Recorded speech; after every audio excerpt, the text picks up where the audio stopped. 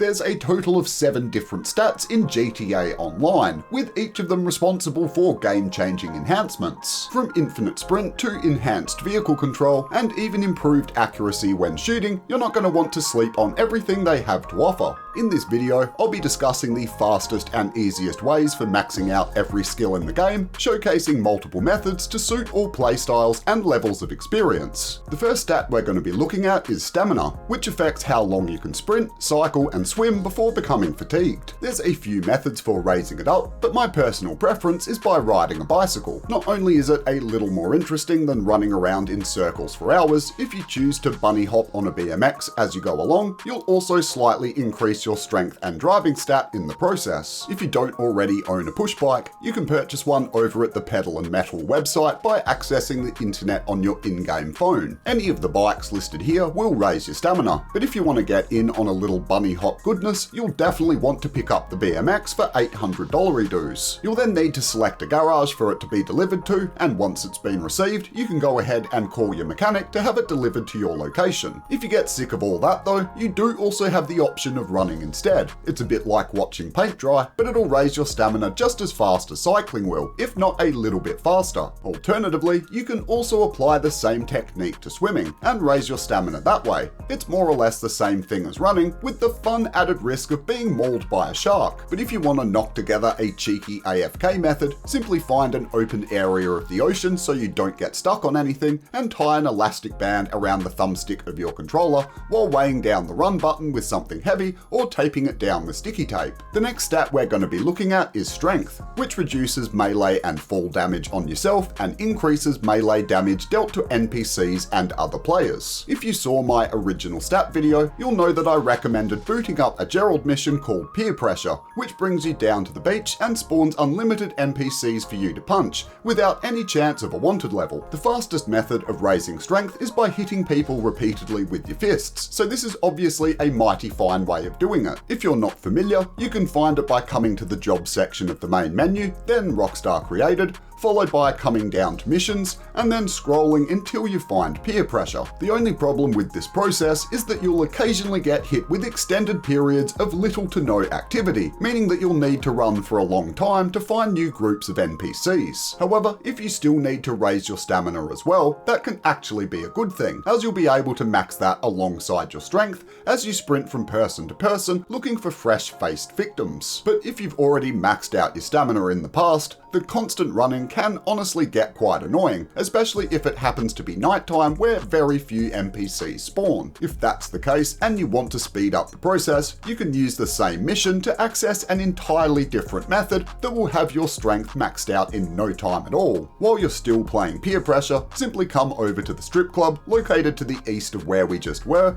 The icon won't appear on the map, but we're still going to have access to everything we need. With whatever car you've picked up along the way, you'll want to come to the rear of the property, where if you repeatedly smash up against these dumpsters, you'll eventually be able to block off the back entrance. Basically, what we're trying to do is trap all of the customers inside the building, allowing ourselves just enough room to get in without letting anyone out. If done correctly, the NPCs will constantly spawn, much like they did down at the pier, but unlike that, they'll all be condensed into a confined area, giving us a steady stream of strength boosting goodness. Once you've blocked off the back door, you'll then need to make your way round to the front entrance, where we'll be trying to do the same thing as before, this time using our car as the barricade. This is really the only potentially difficult part of the process. It can take a bit of practice finding the right angle for your car that both blocks the door while still allowing you inside the building. But once you get the knack, you'll be able to pull it off with ease. Where you'll often find the easiest way of entering is by jumping up on the hood of the car and pulling a little duck and roll action while looking down the sights of your weapon. Once you're inside, you can put away your gun and get ready to go toe to toe with every single person in the building. I mean, honestly, you kinda even feel a bit bad for them. The boys out here just trying to get a holler for $1, and we're coming rolling through like Will Smith at the Oscars, but their perverted deaths will not be in vain. As long as you blocked off the exits correctly, all of the current NPCs won't be able to leave. And if you continually move from room to room, you'll find that new ones will spawn on a regular basis as well. Regardless of which method you use, strength can be a very time-consuming stat to raise. use, but of everything I've tried, this is by far the easiest and fastest way of doing it. The setup can be a little annoying to get right, but once you're in the groove, it should only take you around an hour and a half to fully max it out. Next up, we're going to be looking at stealth, arguably the most useless stat in the game. Raising it will increase your walking speed when the skill is activated, while also making it harder to detect you during death matches, and a few other specific situations. All you need to do is activate stealth mode by pressing L3 or whatever your mapped button is, and then just move around and the stat will raise. That of course means that you can use the standard AFK method of tying an elastic band around the thumbstick of your controller, which will force your character to keep moving while you're not actively playing the game. If you want to spice things up a bit, you can always go ahead and pull out a melee weapon and get to stalking the local population of Los Santos. Stealth kills are not only fun and a good way of keeping yourself entertained, but they'll also help raise your stat a little bit faster than just walking alone. Now we're going to be taking a look at shooting, which when raised will improve recoil on your weapons, along with accuracy and ammo capacity as well. The cheapest and most reliable method I've found for raising it still lands with the gun range located at ammunition stores with this icon. Once you arrive, you're going to want to make your way inside and then loop around towards the back of the store, where you'll find a door like this that you can enter. Come on in and into the back and over to the Corona in the corner, where you'll be able to get started on the target challenges that are going to boost your shooting stat. When you get into the menu here, you'll need to come down to the heavy category and then select the minigun, which is going to give us the best bang for our buck when it comes to stat boosting. Selecting random targets is usually the best way to go. It doesn't require pinpoint accuracy, and it'll give you a good opportunity to spray thousands of bullets without having to pay for a single one. Pretty much just spam at the targets until the timer expires, and then rinse and repeat for as long as you can withstand the monotony. Alternatively, you also have the option of going to the same peer pressure mission that we used earlier in the video, where you can use the endless NPCs to farm up a bunch of headshots. You can do it over here at the beach or at the strip club like we did for strength. Either way, it's a good method if you fancy a change of pace from the gun range, or if you happen to own an armored Kuruma, available for purchase over at San Andreas Super Autos for between 500 and 700k, you can go on a rampage around the city and get your shooting up that way. This thing is an absolute beast, and it'll protect you from just about all forms of bullet damage that the game can throw at you. Even a 5-star wanted level won't be enough to bring you down. Simply cruise around in free roam, popping cops left and right, and you'll find your shooting stat should go up pretty quickly. Next up, we're going to be discussing the driving stat, which allows you to pop and maintain wheelies with greater ease and improves your ability to control the car when flying through the air. The driving stat will raise by simply driving at high speeds without hitting anything, but near misses with other vehicles will boost it up even faster. If you're more comfortable using a car, you can certainly go that way, but a bike is obviously going to be a bit easier when it comes to avoiding traffic. Another way you can go about it though is by completing stunt jumps. There are 50 of these located around the map, and successfully landing them will give you a nice little tick to your driving stat. It's probably not the fastest method around, but it is a lot of fun, and if you plan on doing the jumps anyway, it's honestly worth considering. Next up is going to be the flying stat, which reduces turbulence and makes aircraft easier to control. This one is honestly quite annoying and time consuming, with a lot of players simply ignoring it and just putting up with the janky flying experience. A tried and tested method for raising it up is by accessing the flight school and working your way through the various challenges. Completing them with a gold medal will boost your flying stat by 3 to 5% for each challenge. The problem is that once you've finished it off, your flying skill won't be maxed out, and you'll be forced to either repeat it over and over again or move on to something different for fear of losing your fragile sanity. Fortunately for you, I've got a super solid AFK method. Yep, that means we're gonna have to pull out the old trusty elastic band, which you'll want to wrap around the directional thumbstick and the R2 trigger, or whatever button you use to accelerate and lift the helicopter. If you're new to the game and don't yet own a helicopter, you can quite often find one at the multiple helipads located down here in the city. If you angle the thumbstick in the right way, your helicopter will fly around in circles without losing any permanent altitude. Just keep in mind that this can take a long time. You gain 1% of flying stat for every 10 minutes you're in the air, so if you're starting from scratch, this is probably going to require you to leave your console running for many hours. And finally, we're going to be looking at lung capacity, which is obviously responsible for allowing you to breathe underwater for longer. The cheapest and most accessible method for raising it up is by swimming underwater for an extended period of time. This can be quite a tedious task in the beginning. At low levels, you won't be able to stay under for very long, meaning meaning you'll need to come up for air almost immediately. Then that obviously gets better as the stat gets raised, but it can be a very annoying and repetitive way of going about things. If however you've got a bit of cash to splash, you can come over to any clothing store where you'll find a selection of scuba suits available for purchase. Unfortunately, they don't come cheap, but they do give you the ability to swim underwater without any form of oxygen meter, which of course means that you can just chill out and not have to worry about coming up for air. You can either just let your character hang out and check back every so often to avoid being timed out, or you can attach another elastic band to the thumbstick, which will force you to move around enough to keep you active in the session. One other thing to consider is the Kasatka submarine, which can be purchased over at Warstock Cash and Carry, notably giving you access to the Cayo Perico heist. It also comes with an additional perk as well though, which can be found in the room next to the storage for the Sparrow helicopter, where you'll find you get access to a scuba suit completely free of charge. Well, okay, it's not actually free. The submarine costs 2.2 million, which I grant you is a lot of money, but the Cayo Perico heist is still one of the best earners in the entire game, and it's a purchase that all players should eventually be working towards anyway. That however will be a wrap for today folks. If you found the video useful, hitting the like button down below would most definitely be appreciated, and if you're new to the channel, be sure to go ahead and subscribe as well. But until we meet again, you bunch of legends, I am Red Nitrate, and I'll catch you on the next one.